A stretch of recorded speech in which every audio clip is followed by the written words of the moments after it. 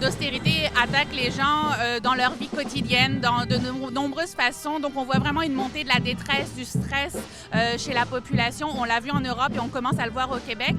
Dans nos groupes, c'est assez flagrant. Les gens sont extrêmement inquiets de ce qui va leur arriver quand on menace ton revenu, ton logement, le droit à l'éducation, le droit à la santé. Je pense que la santé mentale au Québec est devenue l'enfant pauvre du ministère et du gouvernement. Donc, très clairement, là, il faut que ça change. Il faut qu'il soit reconsidéré cette question. On est très inquiet de la diminution, de la possibilité d'avoir recours à un service d'aide en psychologie.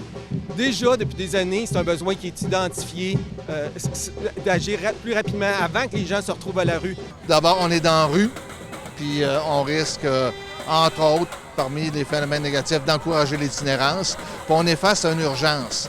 Les gens qui n'auront pas été pris à temps, les gens qui n'auront pas reçu les services de psychologues à temps, risquent effectivement de se ramasser dans l'urgence. Alors non seulement cette austérité-là ne fera sauver aucun sou au système, mais en plus, elle va créer beaucoup de souffrance. L'accès aux services de psychologie dans le réseau public, ça doit faire partie de l'offre de services pour la population québécoise.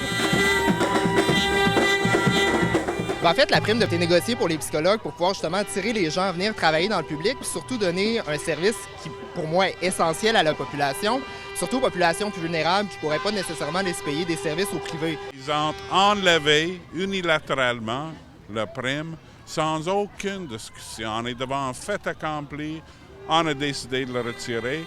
Et ça, malgré le fait qu'il y a un comité qui existe, qui devait étudier les impacts et dire, bon, mais c'est quoi la prochaine étape? Il le retire même avant. Vous savez, quand on regarde les conditions de travail au niveau du secteur privé et du secteur public, le choix qui s'offre aux psychologues en est un qui est quand même difficile à faire.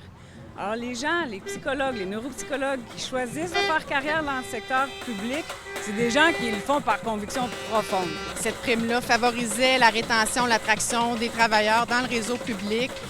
Notre thème est clair. Sans psychologue dans le réseau public, bien, c'est directement à l'urgence que les patients vont se retrouver.